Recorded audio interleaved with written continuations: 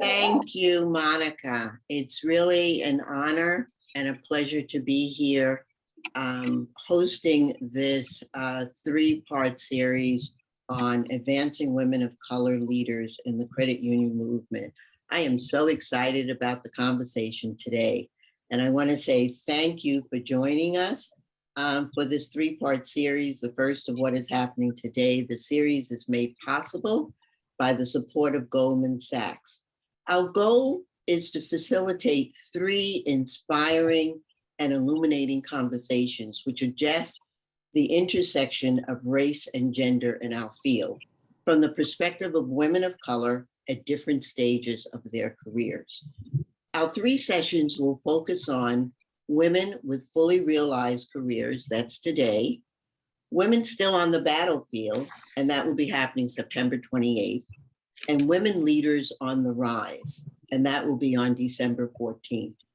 Over the course of these series, you will be introduced to strong, resourceful women, leaders of color, who will share their experiences working in the financial services industry, strategies that they've used to overcome professional challenges, and the changes and transformations that have made to advance their organizations and their communities.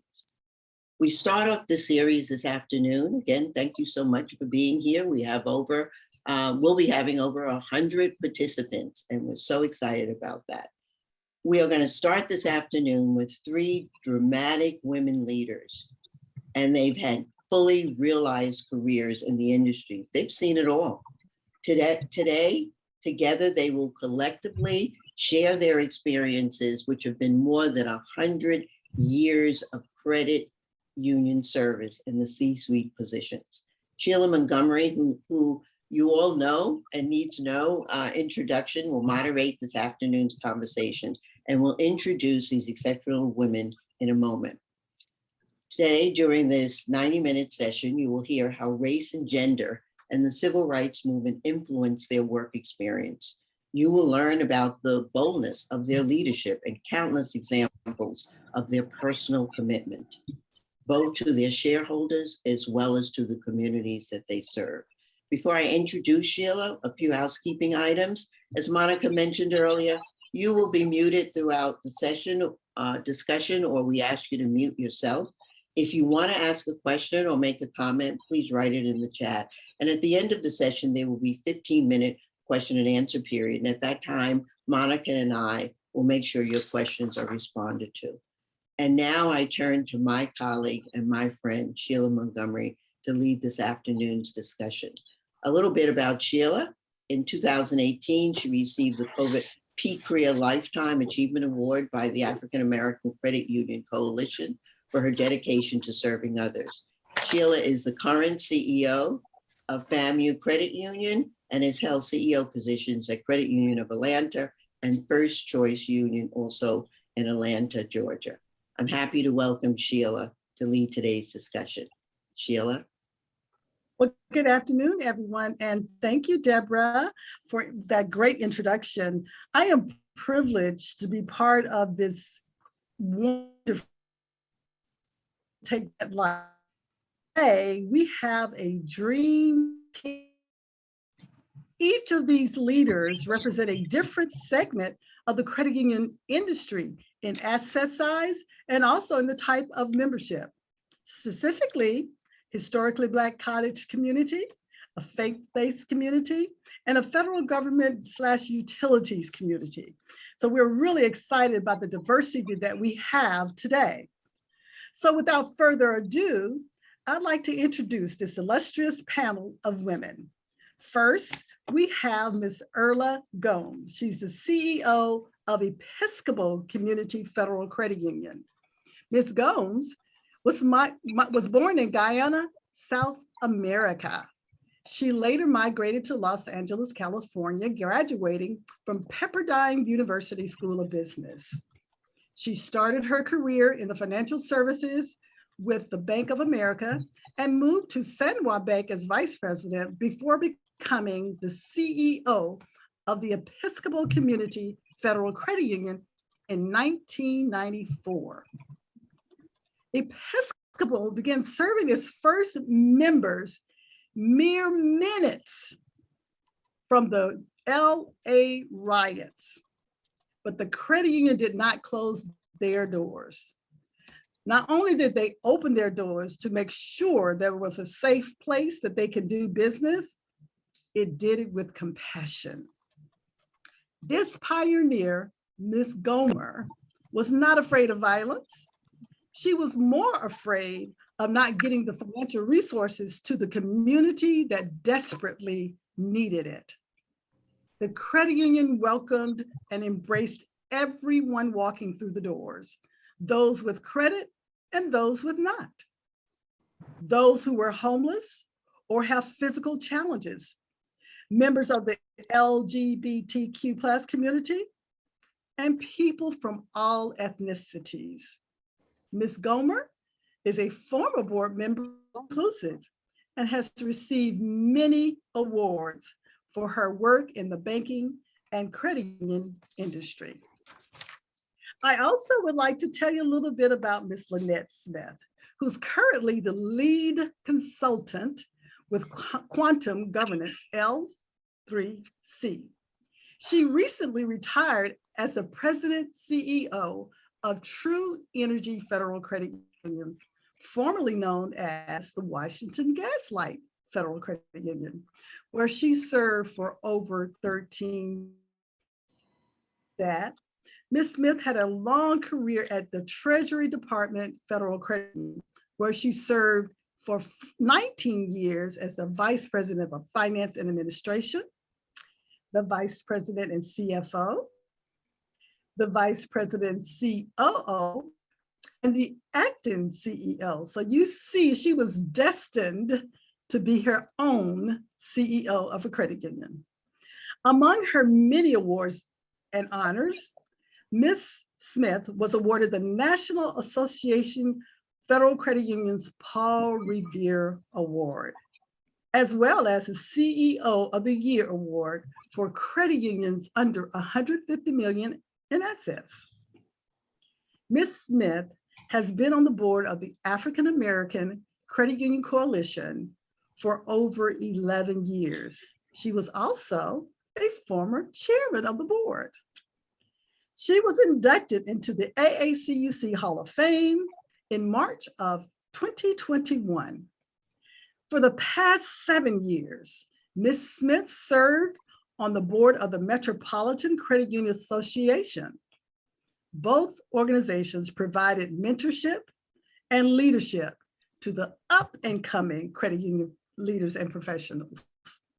In 2019, Ms. Smith, along with 12 other CEOs, founded and created an association called Credit Union Alliance.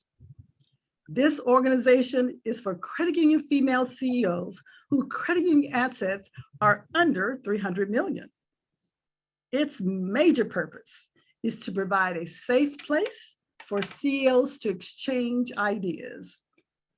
CULA officially launched the organization in 2021. Ms. Smith serves on that board of director as a board of director, but she brings to that board so much experience that it is destined to be great. And finally, we have Jama Haynes. She is currently the president CEO of Southern Federal Credit Union in Louisiana, a credit union that has been in that community for over 85 years. Under Ms. Hayes' leadership, the credit union has made many technological advances, expanded loan programs, and adopted a credit score analysis program to aid in member education and provide a roadmap to improve credit scores. She was instrumental in securing grants as a means to serve those who need financial services the most. With over 30 years of credit union experience, Ms. Hayes literally grew up in the credit union industry. Her parents are legends in the industry. And I'm sure they're happy to say that she stayed in the family business. Jama understands the importance and the needs of a community development financial institution. She is passionate about serving her community and finding ways to educate, elevate, and empower people. So it should be to nobody's surprise why she is the CEO of the largest HBCU credit union in the nation. These panelists are going to wow you with their experience, with their insight, and certainly with their encouragement. Welcome, my super team. Thank you. So without further ado, we're going to go right into the questions. So I want all of the panelists to please answer this. How did you prove yourself as women working in a male-dominated industry? And we will start with Ms. Urla, since I started with her first, and then we will go to Ms. Smith and to Ms. Haynes. Well, first to begin. You're gonna ask me how she did, so I gotta. It's a lot. Okay, first to begin, Yeah. my inspiration came from the woman that started our credit union. Her name was Dr. Gloria Brown, and she was an African-American woman that lived in New York, but she was one of the movers and shakers of the Episcopal Church in New York. So she was very adamant about starting an African-American credit union in Los Angeles. And during the riots, when that occurred, she thought that that was a very good occasion for her to go to the church and say, I need X amount of dollars so that we can start this credit union within Los Angeles. So she was the first person that actually gave me the strength, the knowledge, and the know-how to get moving in this industry. I came from, as you said, the banking industry. And one of the problems that I had coming from the banking industry to the credit union industry was during the days of HR 1151. You guys can remember that from corrective action. And NCUA did not want me to have that job. So because I was coming from the banking industry. So what happened is that this woman, Dr. Gloria Brown, she insisted, she was also a professor at Pepperdine, but I never knew her when I went to Pepperdine University. But she insisted, she told NCUA, listen, we need this woman. She has all of the talents that we need for our church credit union. And there's no one that can tell me that I cannot hire her. So in the beginning, that was my first challenge, getting into the industry. So what was the rest of the question? I'm sorry, I went off on that. I can't hear you.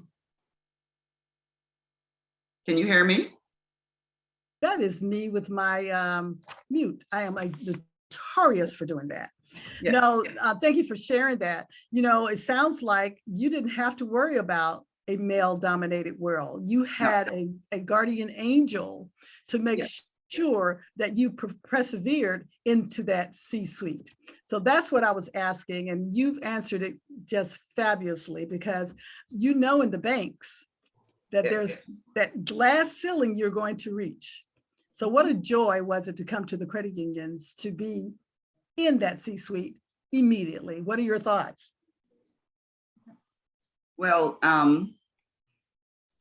the male domination came from, in those days, from NCUA. That's where it came from. So that's why she was, she indicated that I need this woman, because there were other men that were, about 3 other applicants they were all men that were trying for the position. And they kept insisting that these individuals are the ones that the credit union should look at instead of me. But then they chose me. Absolutely So fabulous. that went out the water. Well, we know that because you're still serving to this day. Miss Lynette, tell us your story. I will. Good afternoon, everyone, or good morning, depending on where you are. My journey is a little different. I came into a really male-dominated part of the industry because I came in as a CFO.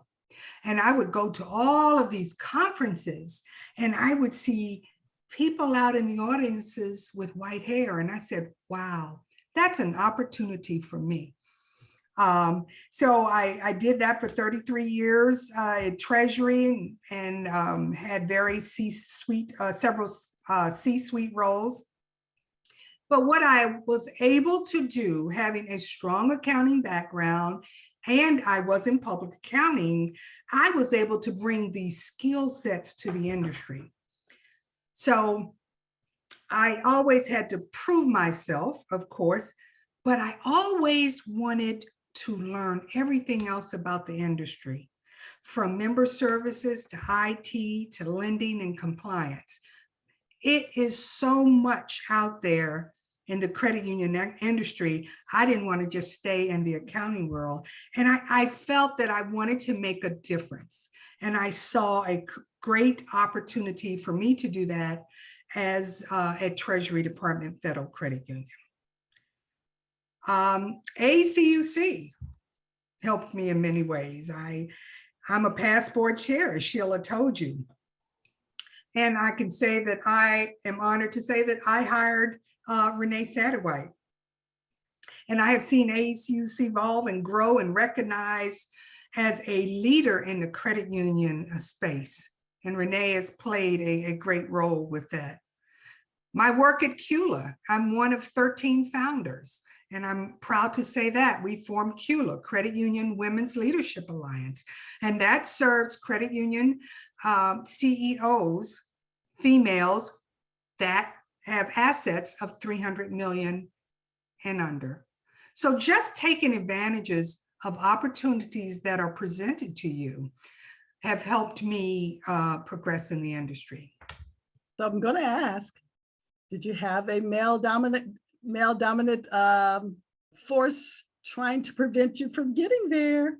Did I would say probably, but I overcame that and I had an opportunity to go and be the CEO and run my own shop. So yeah, there were obstacles that I was challenged with. And overcame. So thank you and so overcame. much. That's yes. correct. Miss Jama, I want to say the daughter of the credit unions because she literally was born into this world. So Jama, tell us your experience. Yes, Sheilah, I was just thinking I'm sort of a combination of both of the ladies. I grew up in the credit union where my mother was the CEO, started a faith-based credit union. She didn't start it, but that's where I remember her, at the faith-based credit union. So of course I spent many days, hours, years with her at the credit union and picked up things along the way, you know, started having little jobs, putting checks in order, learning how to reconcile a checking account, learning how to count money. So I came up through the operations side. So when the credit union became community and changed the name to Faith Community United Credit Union, that's when I came to work at the credit union. So I learned how to do the ATM. And a small credit union, you wear many hats. So I learned how to process ACH. I learned how to run the ATM program, learned how to do accounting and reconcile GL accounts. So I came up through the operations side. And I would say that so I was a female CEO there. So I didn't have that male presence there at the credit union, but I could see the presence when we went to chapter meetings or league meetings or different conferences. It was a whole different world than I was used to at the credit union.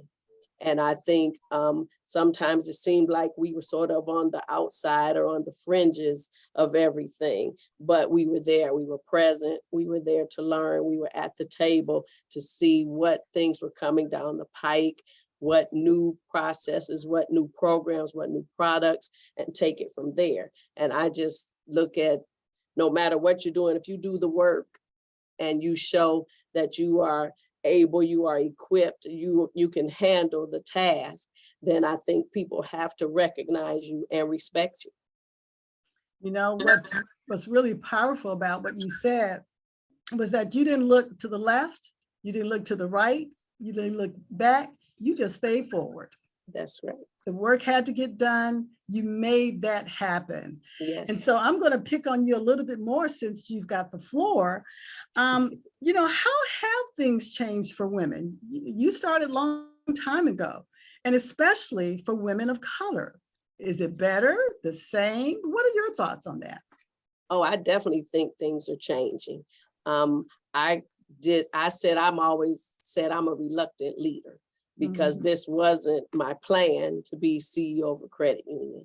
I just was not the one that wanted to wear suits every day and be in meetings, you know, that type of thing. And that was always like, oh no, that's not what I want to do. But I see things changing, like the millennials are looking at now with hair, with clothing. We don't have to wear suits and look just like a man. We can be who we are. We can be comfortable and present our real selves. We don't have to play a role or try to fit in. So things are changing. And for women of color, I think so many prominent women have come forward, even in the last few years, that are making people sit up and take notice, because they may not have before. But with our vice president and other women coming forward, it's like, okay, people are taking notice now. Okay, maybe I better think twice, look differently, and sort of reevaluate my opinions and who I think is capable and who I consider to do the work and for positions. So of course, there's more work that needs to be done, but I do see things changing. And I have to pick on Jama just a little bit, because I asked her, Jama, when are you going to be CEO? And she just shrugged off like, but you know everything, Jama.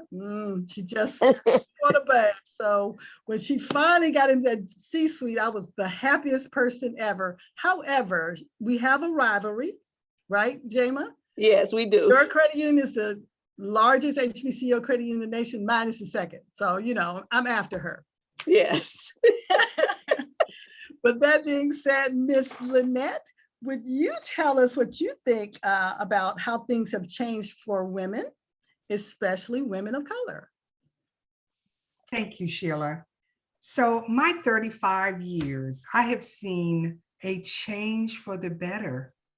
I have seen so many of my professional colleagues in the industry be promoted to the C-suite level.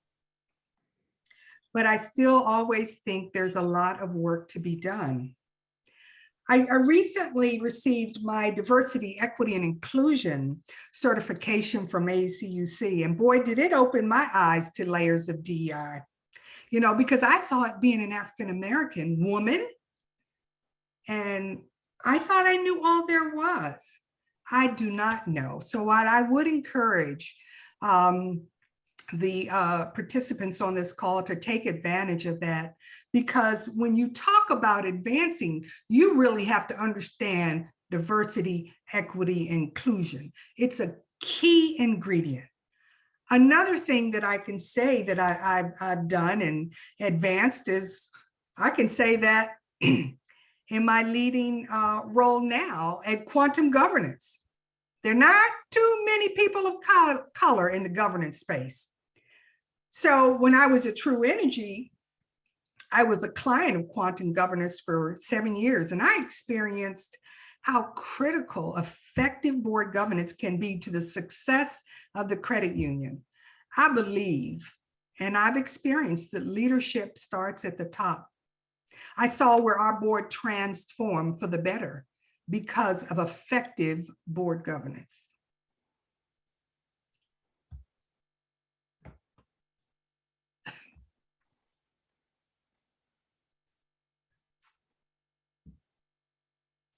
I did it again. I'm just going to keep it on. So just That's fine.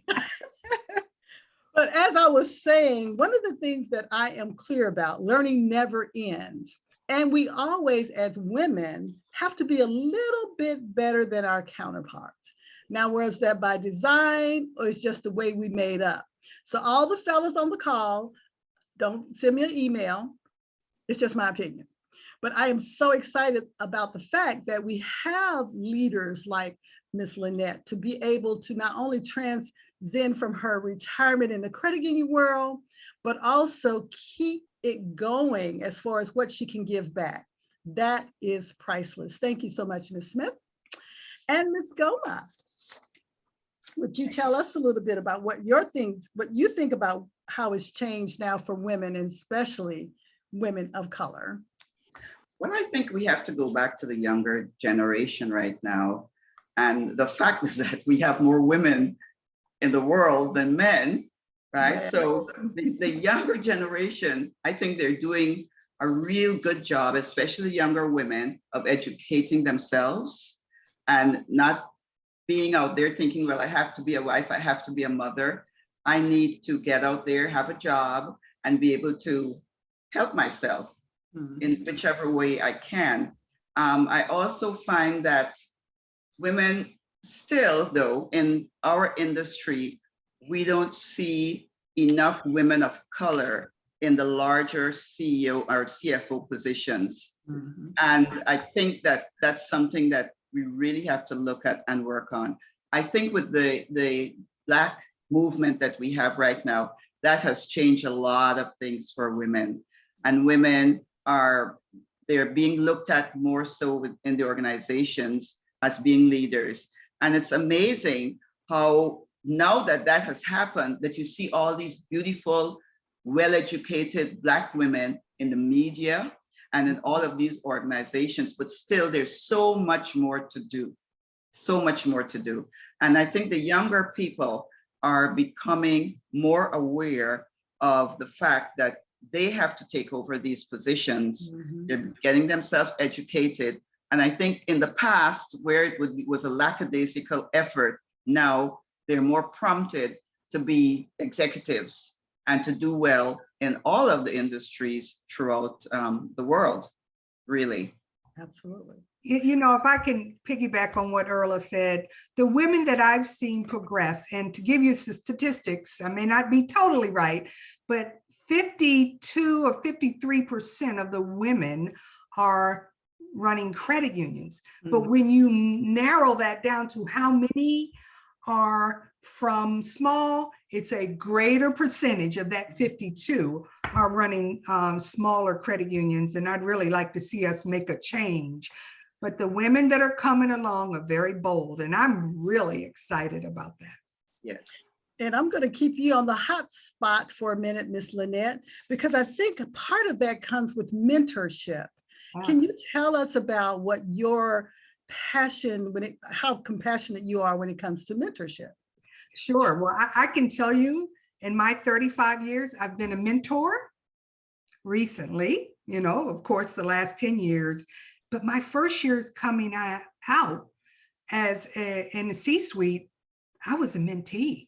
And so I would, by sitting on the board of ACUC over 10 years ago, and just the opportunity to sit there and see African-American males running credit unions over $1 billion. Oh, yeah. I get to sit there and they can share their stories, and I could take those best practices back to my credit union. It's all about networking. I'm co-chair of the ACUC mentorship committee, and we have a program there on CULA. We're about to launch our coaching session for CEOs, and I'm one of the coaches there. But I love this industry. I love giving back. I spend a half of my retired time coaching and mentoring, because I have people on my shoulders, right? They need to be elevated. I'm really concerned about the industry. When I came into the industry in 1989, there were 12,000 credit unions. We're less than 6,000 now. That's correct. So we have got to work on succession planning at the board level and at the management level. Absolutely. And I'm going to have the other young ladies to speak on that as well, because when we're talking about mentorship, it is just taking someone and pulling them up. And that's how we make sure that it's more inclusive, more diverse. So Ms. Urla, I'm going to ask you, what are your thoughts about the mentorship and who you've mentored? Well, we're in a completely different situation. We only, at our credit union, we have 4 employees. Mm-hmm. And mentorship comes through all of them because we're so small. We're only $7 million in assets that everyone has to know the job of everyone else. The thing is, though, is that with me trying to retire, it takes a while to really train an individual to take over a CEO's position. And I mean years, years. And I'm having that problem now because the employees, I mean, they're all mentors. The employees that I have, they are not really ready to move into that situation.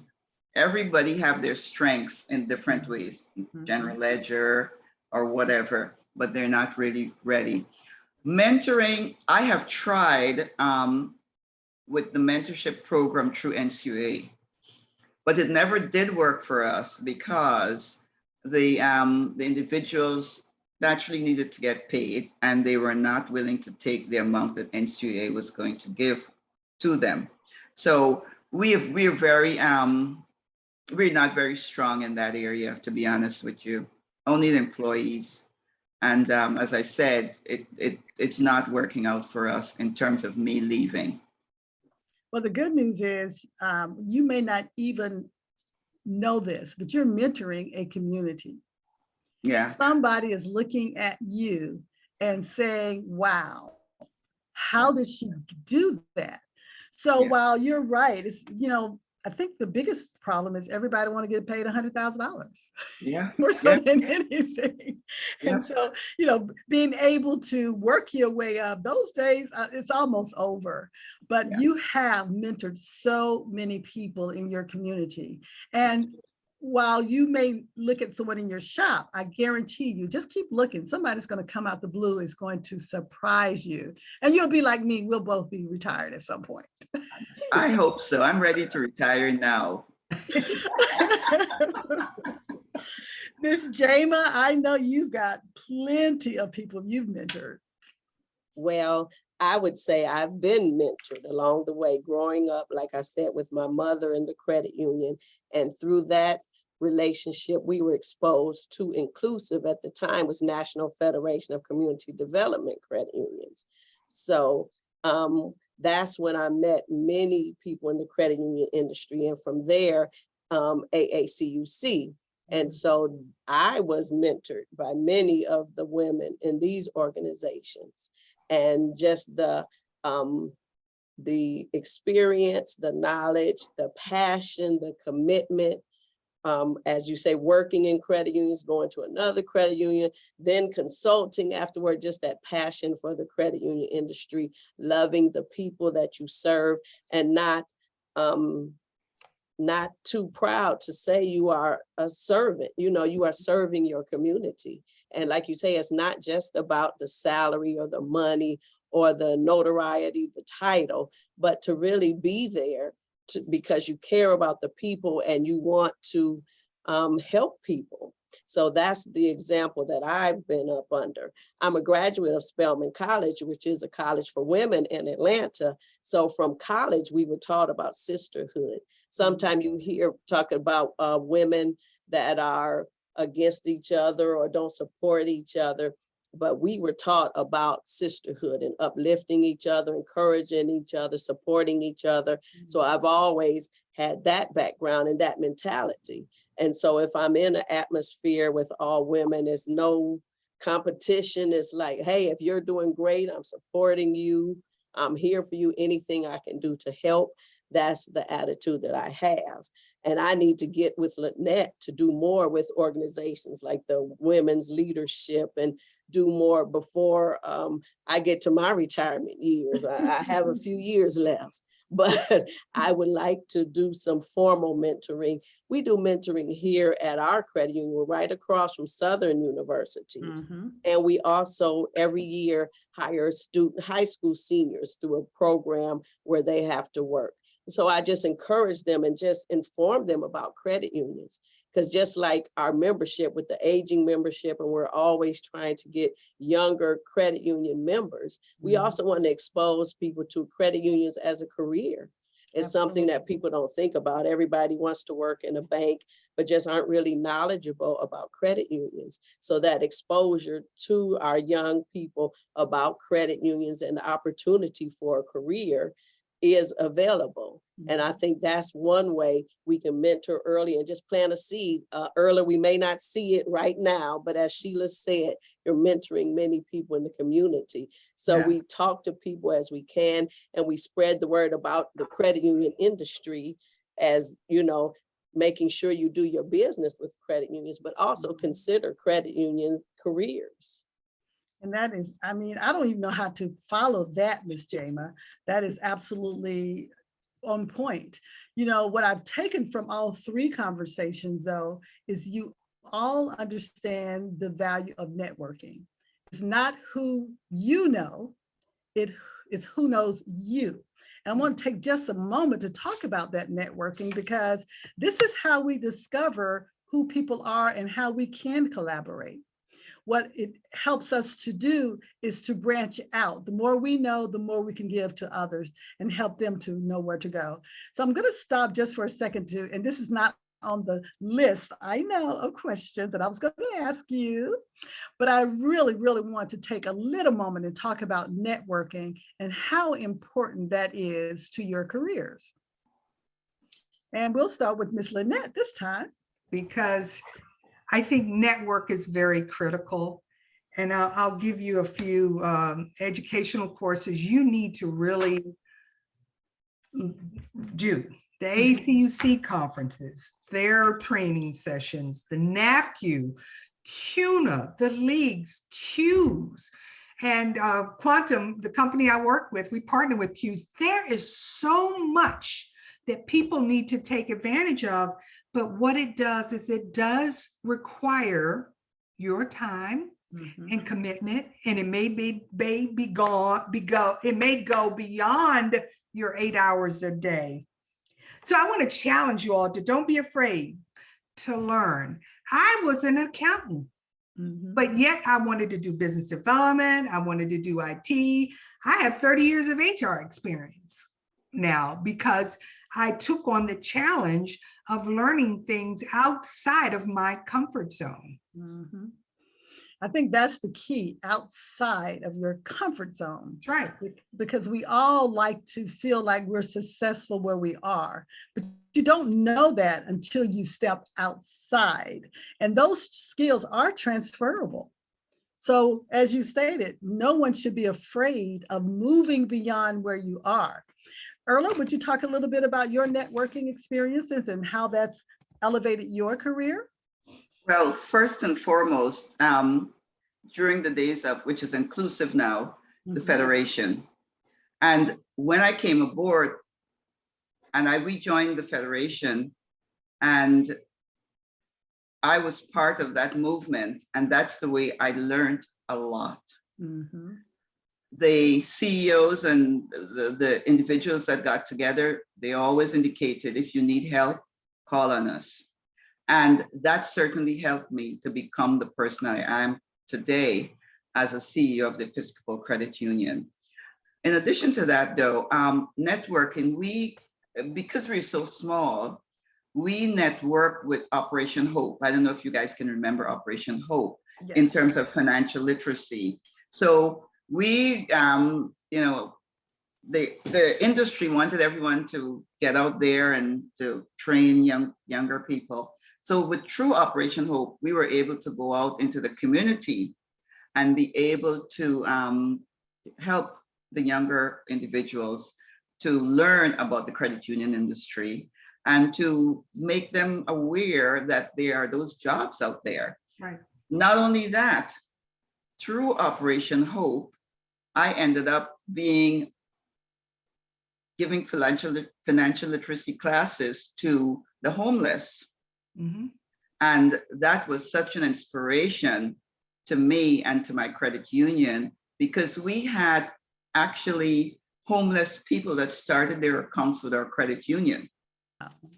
And we have followed them, their careers, and it's just an amazing story of what has happened because of that. The other thing is that we network with the Department of Water and Power Credit Union.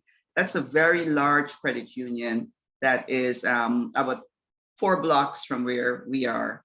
And anything that we need, IT services, marketing, cash, anything that we need, their CEO is always there for us, and he tells their employees, whatever this credit union needs, you make sure that they're helped. And talking about, someone discussed transferable Skills. Mhm. And when I first got into the industry, remember, I was a banker, and I knew nothing of the credit union industry because in my country, they were called cooperatives. Mm-hmm. And when I came, one of the things that helped me also is the fact that I knew so much in banking about all the policies, procedures, audits, and all those things. So it was very transferable. So those individuals that are working in the banking industry, we probably can approach them too as becoming CEOs and CFOs of our credit unions, because the skills are there. Absolutely, absolutely. I'm going to piggyback, and I'll get to you, Jama. So when you were helping the homeless, being a woman of color, was that to your advantage? It certainly was to my advantage, because the number of people out there were African Americans and brown people, the majority. So they related to you more, especially a woman with compassion, more so than anyone else. Excellent. Very interesting. And I brought that up because, you know, what we do in our profession is about trust. Right. Yes. And if we have anything that we want to consider as a transferable skill, trust is one of those things. And so with that, you can reach many, many people. Jama, can you tell me about your networking? Because I know you've been all over the place. That's what I was It's gonna- your mama's fault. I'm just Right, saying. right. Yes. So I'm blessed to have a large network across the country. From Cleveland, you know, the people that I knew from Cleveland, and then people I met at the different conferences, Inclusiv and AACUC. Then I moved to Louisiana and got affiliated with our credit union league here to meet more people. I have a network of smaller credit unions and larger credit unions. You know, we talk about everything. I can reach out to someone at a larger credit union just for policies or things that we may not have, written policies, things like that. I can reach out to someone smaller just for products and services and vendors. Who do you use? So I take advantage of the network. And it's great with that credit union philosophy that we always help each other. It's not like we withhold information, but credit unions believe in sharing. And that's just it's great to be a part of the credit union network. We can reach out and share information about how can we do this better, or applying for grants. And, you know, a small credit union, we don't have a large staff, but you can reach out to someone at a larger credit union that, hey, no problem, I can help you with that, and are just willing to help you. And it's just a great thing. And so I make sure that whatever I have been giving, that I'm willing to share with someone else. So if someone comes to me, it's like, oh yeah, sure, anything I can do to help you. Because we know the ultimate goal is to serve the members, to grow the credit union, to build up employees, to help them mature, like we're talking about, mentoring people to become CEOs, to help them find their niche, their skill set, and build up their confidence that, hey, you can do this too. So it's great to have a network of people that just want to see you thrive. Yeah. And, you know, and it's great to have that. And we do the same and carry that on with everyone else. Wow. That is awesome. Awesome. I know, Lynette, you want to get back in there, but I got a couple of more questions. Okay, I do want to have a piggyback off what Jama just said. Well, let's let you do it because I know how much you do. So let me let you speak in. And it's a good segue, Urla and Jama. So my philosophy, our credit union's philosophy is always about people helping people. Mm-hmm. But there's so much done that we really don't advertise of credit unions helping credit unions. Yeah, that's so true. And another example, I think when I was the chair of ACUC, we partnered with Inclusiv because we wanted to make a difference. And that was probably years ago. 2 years ago. Also in 2005, I opened up the first John Hope Bryant financial branch in DC, and that was in an underserved, unbanked area in Northeast. So I'm proud to say that, you know, I made some segue there, being a graduate, and I'm a proud graduate of DC public school systems. I would go in and go to the school systems even when I was a CFO and do financial literacy training. There were church credit unions, faith-based credit unions that needed help. I helped them out. But I think once I became the CEO, I felt more empowered at True Energy. And I want to share with you just briefly, just because you may be a minority deposit institution or you may have an underserved designation, but if you don't, that doesn't stop you from making a difference. Right. So I would work with the low income designation, and I was in Fairfax County. And as you know, that's one of the richest county, but I was still able to get a low income designation from NCUA. It's very easy to do. Okay. And when I was the CEO also, I made sure, and this is very important, that my staff reflected my membership. I think I just want to give you that. That's something to take away. And now I'm going to give the floor back to Sheilah. But thank you for that, because, you know, it doesn't just stop at the top. Yes. It starts at the top. And so we do have to let that trickle down, because now you are talking about empowerment.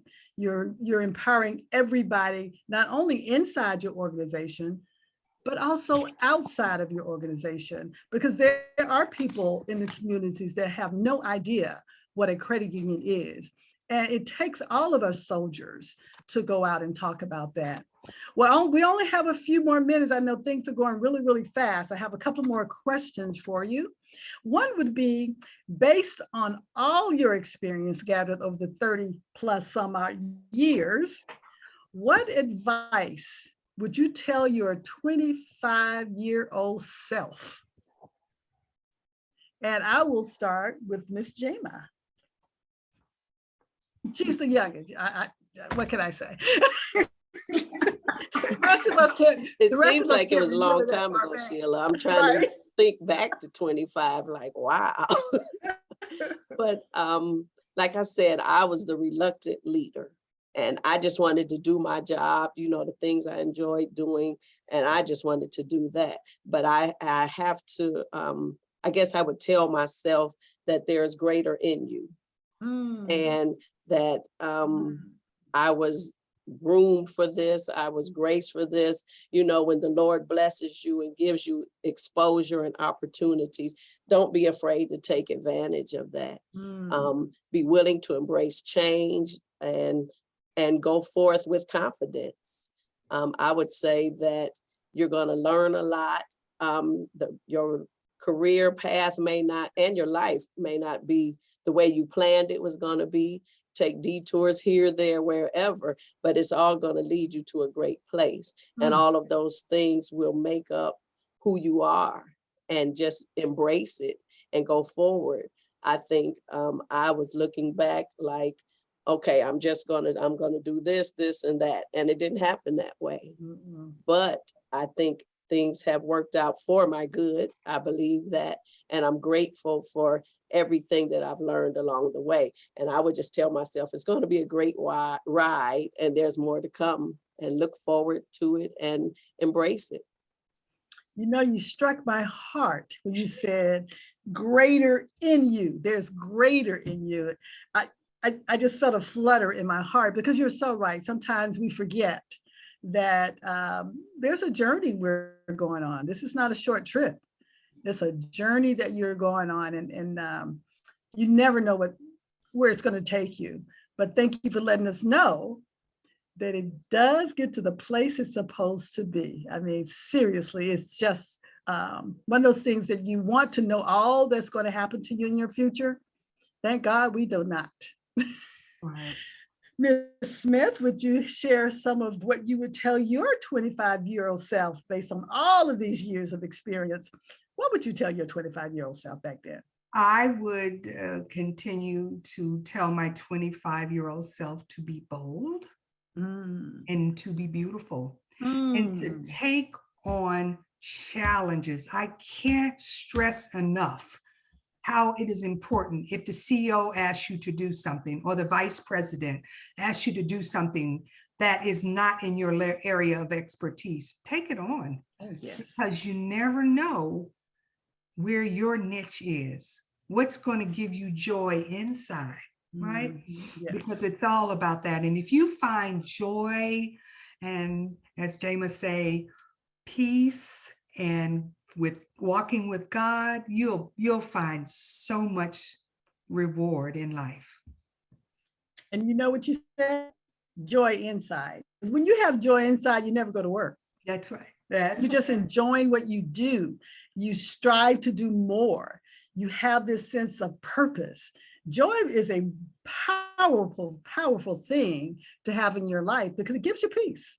Yes. So thank you for sharing that, because that is such a wonderful way of thinking about this is not work for us, any of us. We do this because we love it and it brings us joy.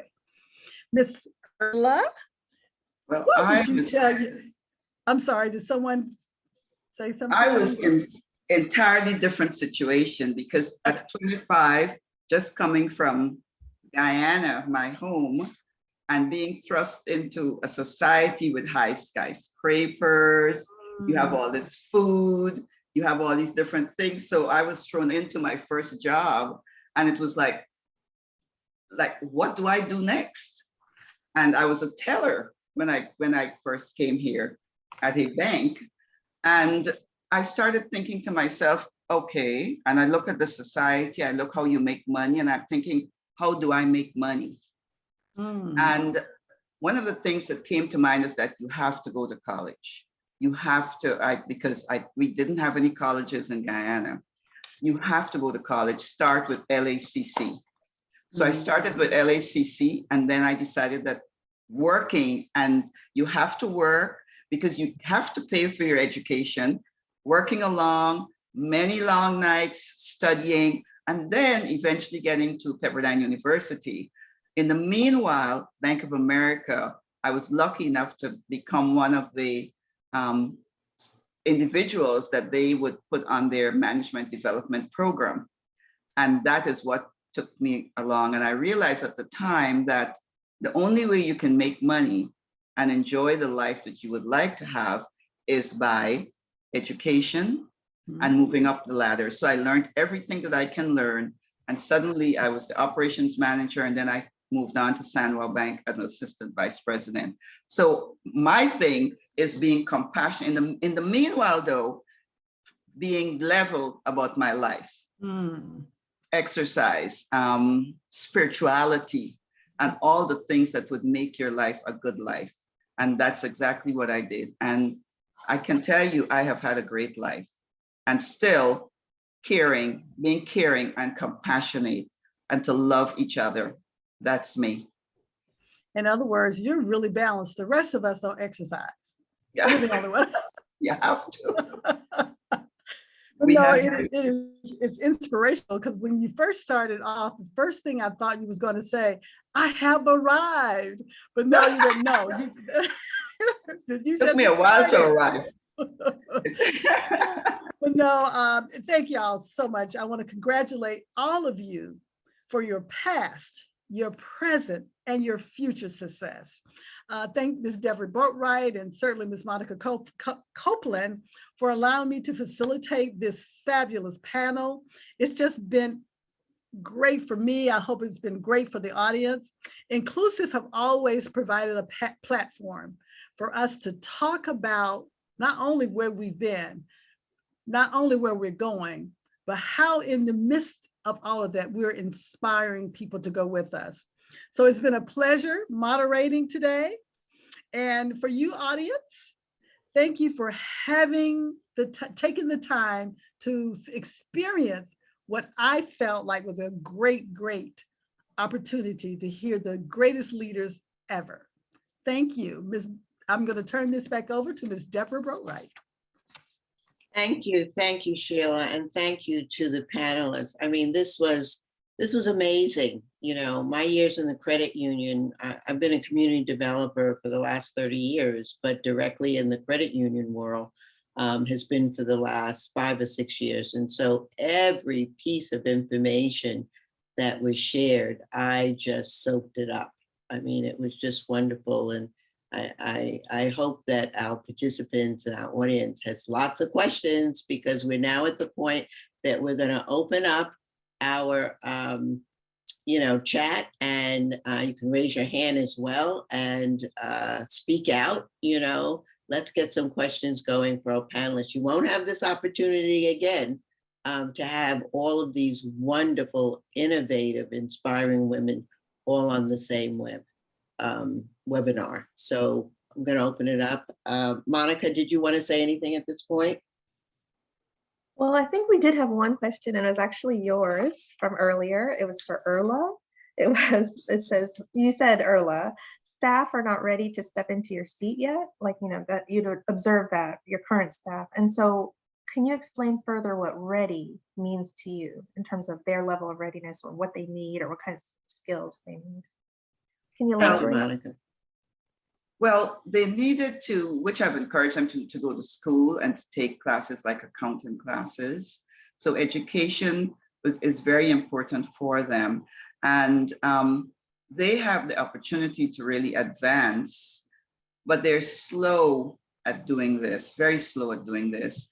And even though we train, it seems like they just don't want to advance that fast. They're taking their time. Whereas I'm sitting there and I'm the CEO, and I have one person that for the past 5 years, I've been trying to get her to advance, but still she wouldn't go to school and do the necessary things that she has to do to really get into that position. So Urla, one more question. So I understand about the need for higher education. The academics are always important. You can't run a business without knowing, the skills that you need to run that business. But what other kinds of leadership skills, do you want to describe or identify when you say that they're not ready?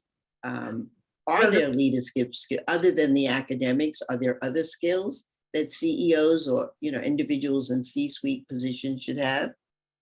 Well, the compassion part of it also, that is so necessary for our industry. And the accountant, to me, that is so important. I'll get back to that, because without the accountant skills, you really cannot advance into a CEO position, because you have to balance your books. You have to make sure that you can do the 5300 report. You have to take care of your general ledger on a daily basis. So to me, that is so important. With that, you can easily work. Well, a person has to have compassion embedded in them. And the leadership skills has to be embedded in that person, because you have to be caring, and you have to know how to deal with others. And you can't bring your personal problems on the job. You always have to think about who we're dealing with, our membership, and be able to go from there. Thank you. Thank you. Such great advice. I don't know if anyone else, Lynette, Jama, if you wanted to answer that question about what does it mean to be ready to be in the C-suite? Sure, I'd like to take a stab at it. Compassion, I think, is something, especially during the pandemic. CEOs had to be compassionate. Yeah. Because with this era of great resignation, people will move on if they don't see that their CEOs have that. And also, I've belonged to Q's for over 25 years, and people will say, oh, well, my credit union can't afford it. But there's so many online courses that individuals can take in the credit union space to help them advance. And I think they should take advantage of it. Thank you. Mm-hmm. I agree with both ladies. And I also think the desire is a major component to look at the overall picture. Like if someone is working in the credit union, not just your area of expertise, but you sort of have to have a general knowledge of how all the different areas come together to make the credit union function and grow. And some people are inquisitive. I think you need to be inquisitive and try to learn things and get an understanding. And some people just do not want that. And plus, it's a load. I mean, it is, it's not just peaches and cream. You get the title, you get the salary with no work. I mean, it is work. Everybody doesn't want that. And I guess that's the realization, people have to within themselves determine, is this something, a challenge I would like to take on? Am I interested? And they just may not be interested. They may be content in the area that they are. But if someone has that inquisitive nature, that maybe you can work with them and build from there. But I think, they definitely have to want to go outside the box, outside what they know, to learn and have vision and want to do new things to get into the C-suite. Thank you. If Monica? I can suggest to people, get your board. Everybody should have their board. Who's their board? Those are people that can help them. They can be male, female, Black, white. It doesn't matter. Just get your board and take a little bit of everyone, or the good in everyone, and make you better you. But I would suggest you do that. Mm-hmm. Monica? Are there We other do have a- questions? We do have a question that came in from Tobias. Tobias, I'm happy to read it, but also if you want to unmute, you're welcome to. I'll just kick it off. It says, I'm a white male at a seat at a credit union. Not in a leadership position, but I work with leaders. What advice do you have for white males, what they can do to better help women of color advance as leaders in the credit union movement? But I think broadly speaking, people who are not people of color, so maybe, white people, other ethnicities, what can they do to be supportive and allies for women of color? If anybody wants to take a stab at it. Well, in my DEI training, we talked a lot about allies. So he could look at becoming an ally and really just start that conversation with your respective coworker to get to know them, on a personal/professional level. I think what happens in the world is we don't have enough communication and we don't get to know one another. And then that way you will find compassion and understanding for that person's journey. So you can assist. The industry, credit union industry, there are a lot of allies, more than I saw over 30 years ago. The group of allies has really grown, and I'm really proud of that. So it's a good thing. Does anybody else have anything you want to add on that? Or?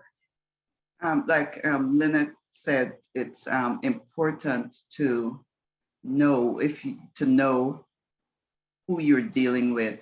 It's important to know that we are all together. We're all God's children, and don't be afraid to get out of your box and say, well, hey, I'm such and such. I need your help.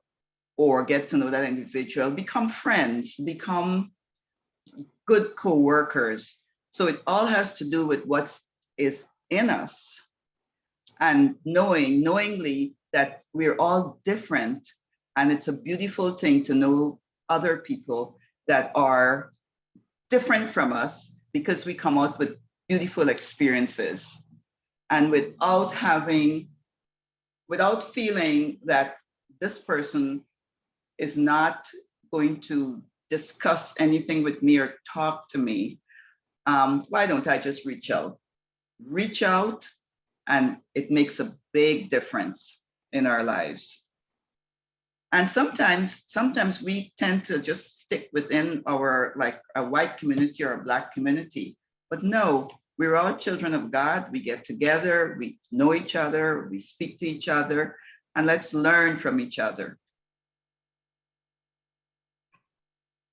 And I'll add to that. I know I'm just kind of a writer, but you know, I grew up in the civil rights movement. I remember when we had to go upstairs for colored people, and the white people stayed downstairs. I tell you about stories because I lived it. But what really inspired me to move forward, because you got to understand, I had only white bosses. I didn't have anyone of color to mentor me. But what they did for me, and I think this would be something that you can think about as well, they invited me to the table. Yeah. They invited me to go to the conferences. They invited me to get on a committee. They invited me to speak at a employee function. They invited me. And that gave me the freedom to feel like, oh, okay, I can't fail. So I'm going to show what I can do. So just invite people of color to wherever you go, to some projects you're on. Don't invite me when you're running or anything like that, but you can invite me to so many other things that would certainly be a benefit. As best was a lady that was not a woman of color. And we literally went to conferences together in her car, because my car was a little raggedy, but so just invite people to be around you and your colleagues. That you'll find that you'll learn a lot about each other. Mm-hmm.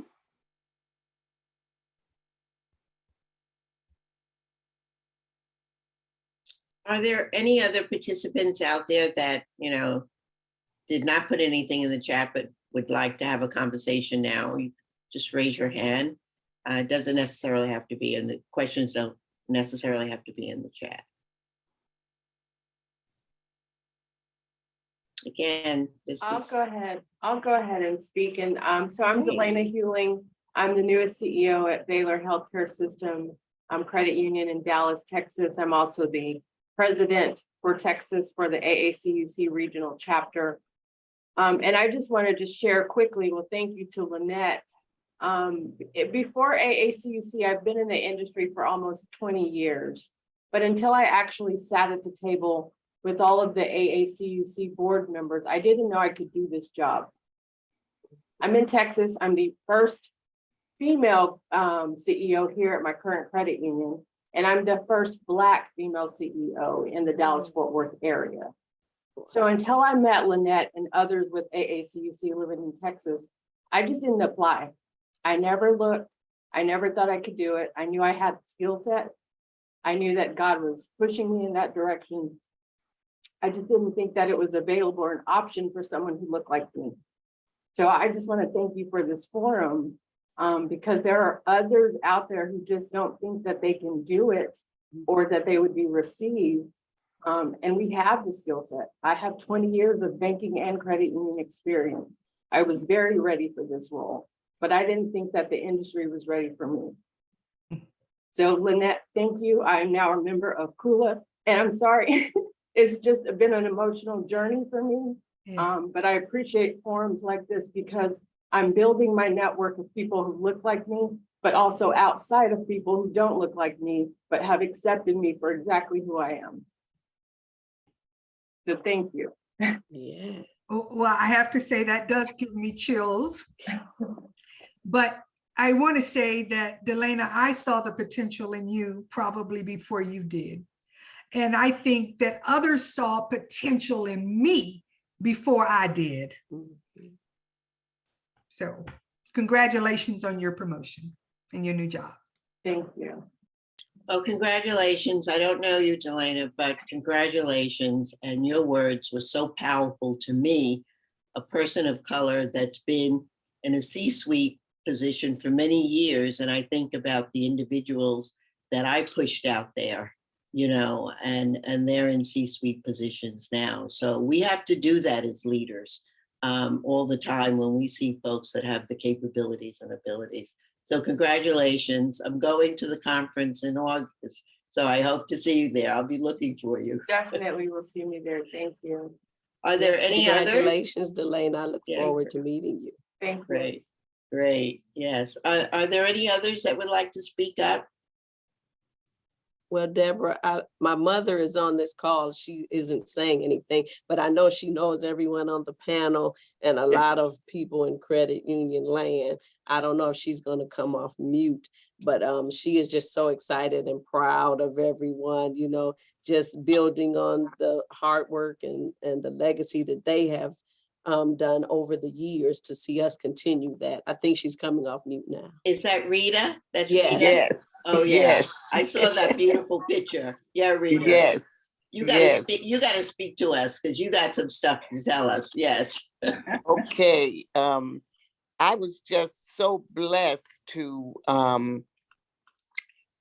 grow up in the credit union movement. When I started, I was just 20 years old and the credit union was just at 800 something in assets. It was church-based credit union and very small. And now it's celebrating 70 years and it's over 20 million in assets.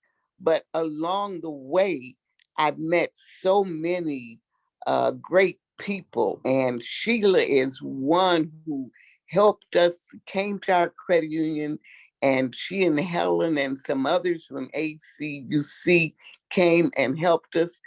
Also, Lynette, I met at ACUC, and Renee Satterwhite before she even became the CEO there.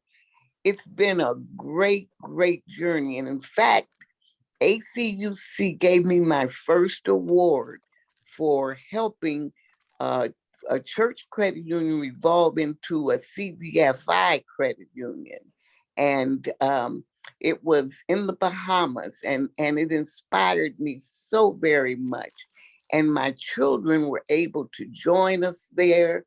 And the National Federation and Cliff Rosenthal and all the people along the way, as was said, it's not just Black or white. It's who cares about people and helping people. And my daughter is a product of all of this that has come through. And even though she was reluctant, and she calls herself a reluctant CEO, after graduating from Spelman, she is flying like a bird. She has more nerve than I did now. She left her home in Cleveland and started a new life in Baton Rouge, Louisiana, and was already part of the HBCU movement. So, and her training at Spelman and at the credit union just promoted her. And so they found her. And so your gifts make room for you, and then God does the rest. And I'm just so thankful to be on this call and to see all of you. And Urla and I served on the board of the National Federation. I know all of the ladies on the panel, and I am just so proud of all of you. And if there's anything I can ever do, and as an old 85-year-old to help, I'm still available. Thank you so much, Rita. Thank you. Yes, thank you. Thank you. Hands up to you.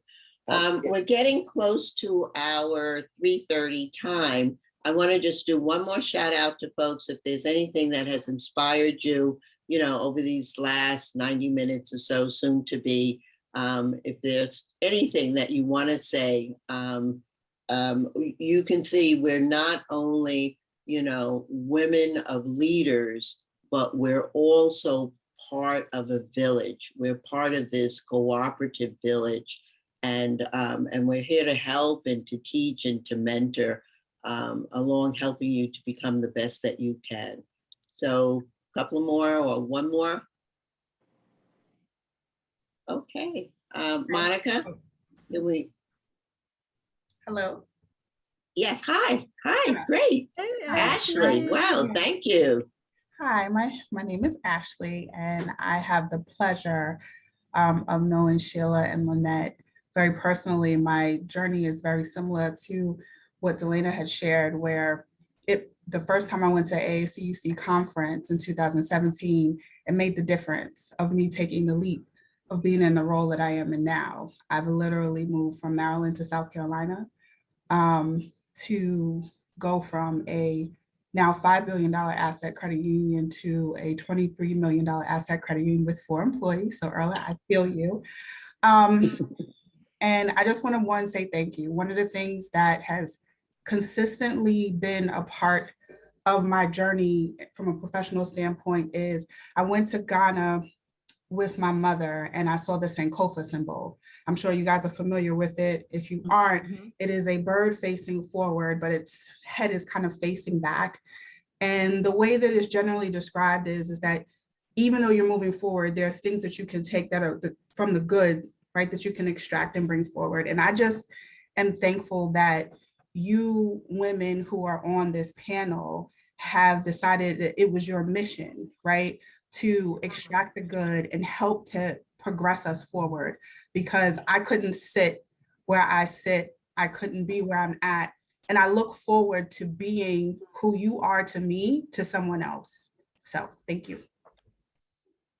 Great, Ashley. That's what we want to hear. Keep moving it on, up and forward. Great. So I think we're at, sort of the close. I was looking over some stuff last night to get ready for this webinar, and I found something that said the National Law Center says it best about women of color. Almost all social justice movements were and are carried on the backs of Black women, and the credit union movement is no exception. And we've heard about it today. We're still holding it up, Rita. We're moving forward, and we're so ever still committed and dedicated to this work, because it's not only about the individual shareholder, it's about the community and effectuating the lives of those individuals that live in that community. They're our family too. So I want to say thank you to the moderator and to our panelists, to Sheilah, to Urla, to Jama, to Lynette. I'm going to be looking for you folks at the conference if you're there, but definitely we'll be reaching out to you because there's lots more that I can learn in my position. I'm going to move on. Our next webinar is still on the battlefield, and it takes place on September 29th, when we will introduce 3 more minority women leaders, amazing, inspirational, incredible, who are standing out. They're working harder and smarter, and they're propelling their credit union to be a value-driven financial institution that are making differences in communities all over this country. So watch for the save the date information that will be coming out. Again, I want to thank Monica for asking me to participate in this series. And I want to thank Inclusiv for their dedication and commitment to this subject. As a national entity, they are making their mark in this area of equity, race, and justice. So I want to thank you all for attending, and most of all, thank you so much for the panelists for sharing and being so inspirational. And I see a hand that's clapping. Yeah, that's right. That's right. Monica, do you want to close us out? Well, I would just add that thank you to everybody. Really appreciate such a motivating conversation and inspirational. And we look forward to sharing the recording with you all. Anybody who's registered will get it. And anybody who was registered will also be invited automatically to the next sessions, the next 2 sessions. So you don't have to re-register. You're already pre-registered. So thank you for your questions and thank you for your really thoughtful feedback to our panelists. And thank you, Sheilah, for your moderation today. So we look forward to seeing you guys in September, if not before, at another Inclusive webinar. Thank you all. Thank you. Thank you. Okay. Thank you. Thank you. Bye-bye. Wonderful. Bye-bye. Bye-bye.